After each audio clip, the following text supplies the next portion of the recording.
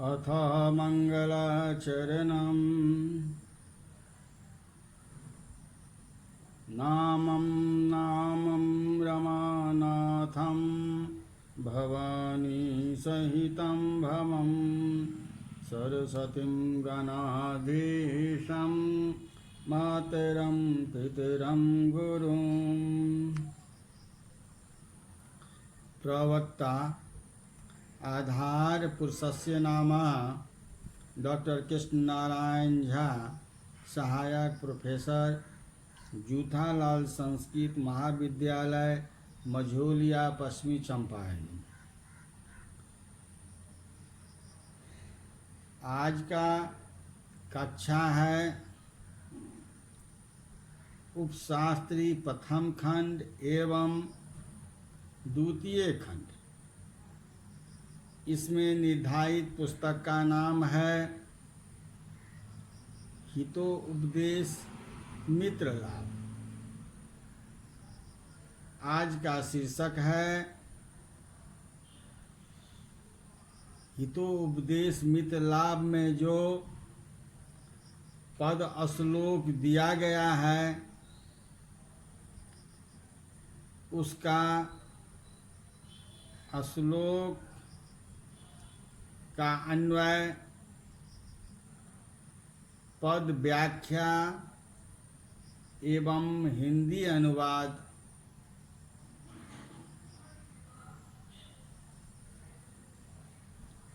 तो सर्वप्रथम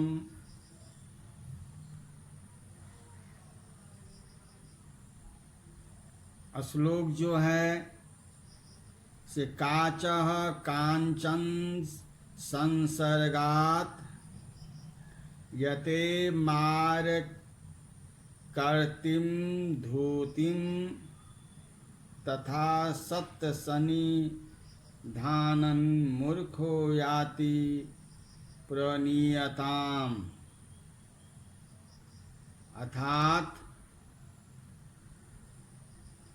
काचः कांचन संसर्गात् मारकतिं धूतिः धत्तेः तथा मूर्खः सत्संग निधाने प्रवीणतां याति।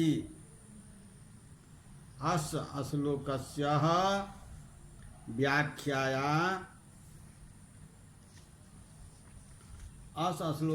व्याख्याया काचः क्षारः, कांच भाषायां भावः नामना प्रसिद्धो निर्किष्टो धातु विशेषः। कांचन संसर्गात् अर्थात सुवर्ण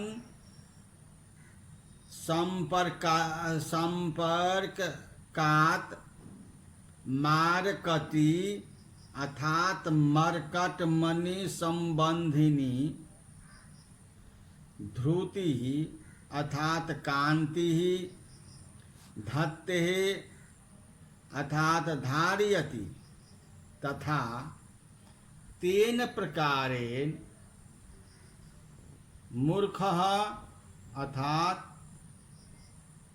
वालीसः तत्सह विधानेन पंडित सानिध्येन प्रवीणताम अर्थात निपुणताम याति अर्थात प्राप्नोति। अर्थात इस श्लोक का हिंदी अनुवाद ऐसे जानिए कि कांच अर्थात शीशा, सोने के संसर्ग से मरकत मणि अर्थात पन्ने हीरे की समान सुंदरता को धारण करता है। उसी प्रकार मूर्ख भी विद्वानों के समीप में निपुणता अर्थात कार्य कुशलता को प्राप्त करता है। अत्र कांचन संसर्गात् अर्थात कांचन अस्य स्वसर्गः तस्मात् अत्र षष्ठी तत्पुरुषः हेतु में पंचमी है। मार कति मर्कटस्य इव मारकटी ताम अर्थात मरकट ऑन डिम्प यह धूतिम इस पद का विशेषण है। तो धूतिम शोभा कांति कांति इत्यमरः धत्ते अर्थात धान्यः लौटः तो तथा तोद थाल मूर्खः अज्ञे मूढ़यः जात मूर्ख वैदिज्ञवाल्या इतमरः सन्निधानेन सताम सन्निधान तेन षष्ठी तत्पुरुषः अप्रवीणताम प्रवीणस्य भावः प्रवीणवताम तामः प्रवीणः तलः टापः याति याट टिप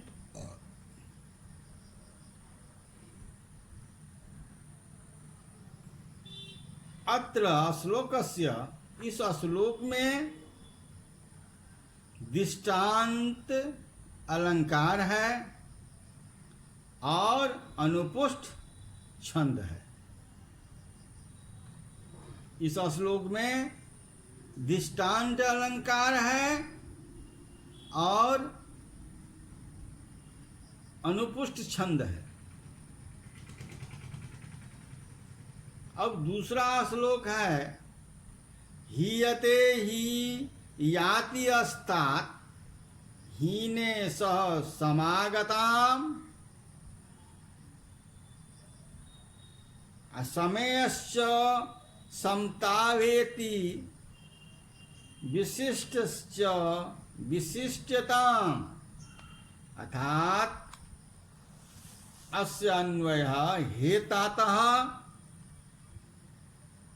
यतिहीनेः सह समा आगताम हीयते समे सह समागताम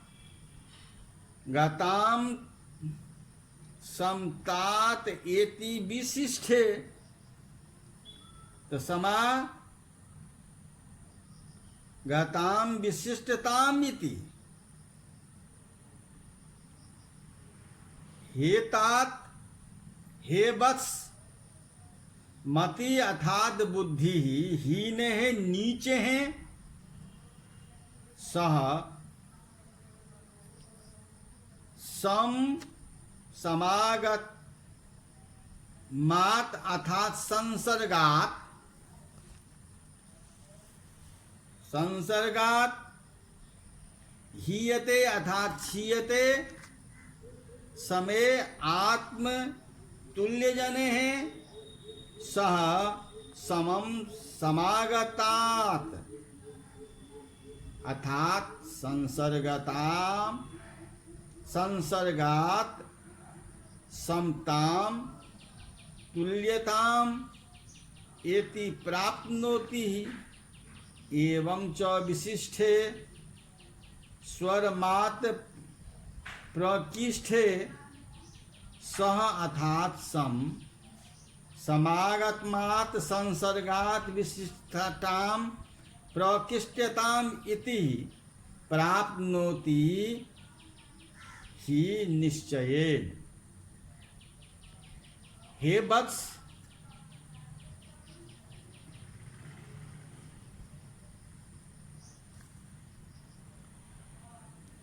हे वत्स, बुद्धि अपने से हीन पुरुषों से समागम होने से हीन हो जाती है।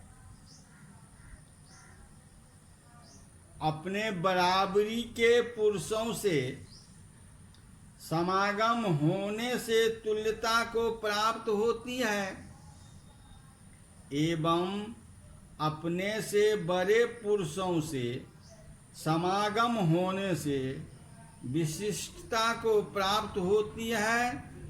अतः महापुरुषों की संगति करनी चाहिए।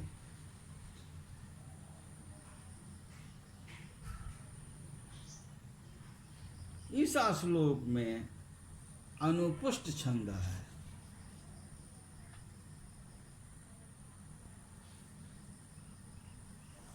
अब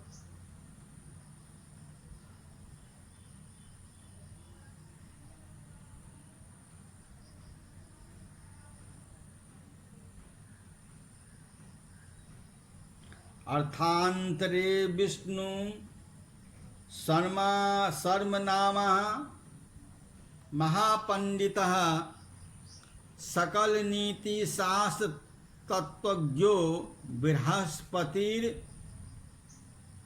व आब्रीत देव महाकुल संभूता एते राजपुत्रा तत्मया नीतम ग्राहीतुम शक्यते। अर्थात अत्र अर्थांतरः अस्मिन्नः अत्र अत्रेति अत्र अस्मिन् अंतरे अर्थात अवसरे सकल नीति शास्त्र तत्वज्ञः अर्थात समस्त न्याय शास्त्र प्रवर्ता बृहस्पति इव देवगुरु इव विष्णु नामनः अर्थात विष्णु शर्मा अभिधान महापंडिता अर्थात महाविद्वानः अवृत अर्थात अवदत बोला देव हे महाराजः एते इमे राजपुत्रा नृपकुमाराः महाकुल प्रसूताः श्रेष्ठा वंशतोत्पन्ना तस्मात् कारणात् मया विष्णु शर्मणा नीति नृपग्राहीतुं ग्रहणं कार्येतत् बोधयेतुमित्यर्थः शक्यतेन्ते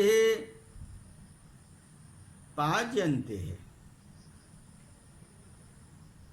इस अवसर में संपूर्ण शास्त्र नीति के तत्व को जानने वाले बृहस्पति के समान विद्वान विष्णु शर्मा नाम के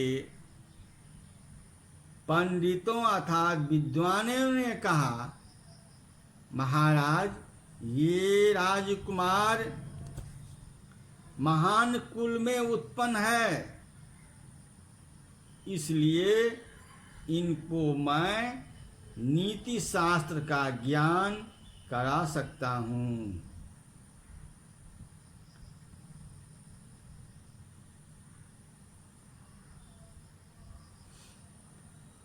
ना आद्रव्ये निहता काचित क्रिया फलवती भवेत, नो व्यापार सतेना अपि शुक्रवत पाठ्यते ब्रकः। अन्वयः ऐद्रे निहता काचित क्रिया फलवती न भवेत, बकः व्यापारेण तेन अपि शुक्रवत इव पाठ्यते। अपात में रखी गई कोई भी क्रिया फलदायक नहीं होता है। अपात में रखी गई कोई भी क्रिया सफल नहीं हो सकती है। सैकड़ों उद्योग करने पर भी तोते को नाई बगला नहीं पढ़ाया जा सकता है।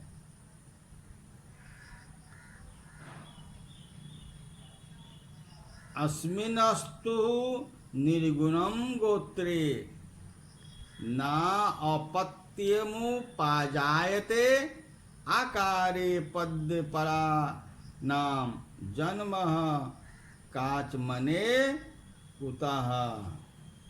अर्थात अस्मिन गोत्रे तु निर्गुणम अपत्यम च उपजायते अपद परागानाम आकारे काचमने जन्म कुतः। अस्मिन् श्लोकस्य व्याख्याया अस्मिन् अत्र गुणवती भावः गोत्रे तु कुले तु निर्गुणं गुणरहितं अपत्यं संतानः न उपजायते न उत्पद्यते। अत्र अर्थे दिष्टान मनो मुपपंसति आकार इति पद परागानां माणिक्यमणीनां आकारे खनो काचमने क्षाररत्नमय जन्म उत्पत्ति कुतः कस्मात् भवेतीति शेषः। इस राजवंश में गुण रही संतति उत्पन्न हो सकती है। माणिक रत्नों की खान में कांच की उत्पत्ति कैसे हो सकती है?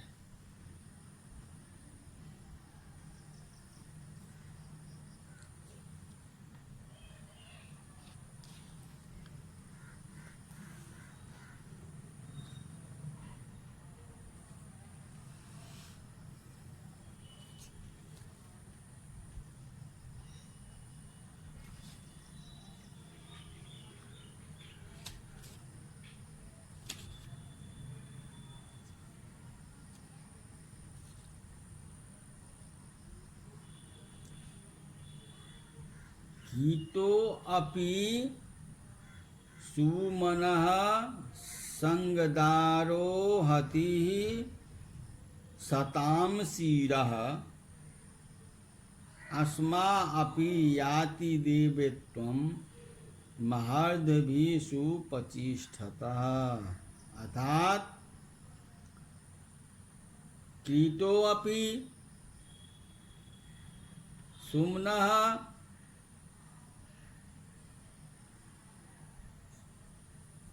सर्गात सताम शिरा आरोहति ही अस्माभि महद्भिः सुप्रतिष्ठतः सन्नः देवत्वं याति। अस श्लोकस्य व्याख्याया कीर्तः कृमि क्षुद्रजन्तु विशेषः अपि सुमनः संगात पुष्प संसर्गात सताम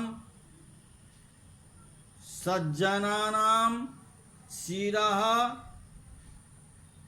मस्तकम आरोहति आरोहणं करोति अस्मा प्रस्तरः अपि महाद्विभः विद्वानजने सुप्रतिष्ठतः कित्प्रतिष्ठित सन्नः देवत्वं सुरत्वं याति प्राप्नोति। अर्थात कीड़ा भी फूलों के संसर्ग से सज्जनों के सिर पर चढ़ता है। कीड़ा भी फूलों के संसर्ग से देवों के सिर पर चढ़ता है। उसी तरह पत्थर भी विद्वानों से वैदिक मंत्रों से प्राण प्रतिष्ठा किया जाता हुआ देव भाव को प्राप्त करता है। शुभम अर्थात संगात सुमनः संगः तस्मातः तत्पुरुषः षष्ठी तत्पुरुषः हेतु पंचमी स्त्रियः सुमन्तः पुष्पम प्रसूनम कुसुमम कुसुमम इत्यादि। सुबनसा शब्द स्त्रीलिंग में नित्य बहुवचनात् होकर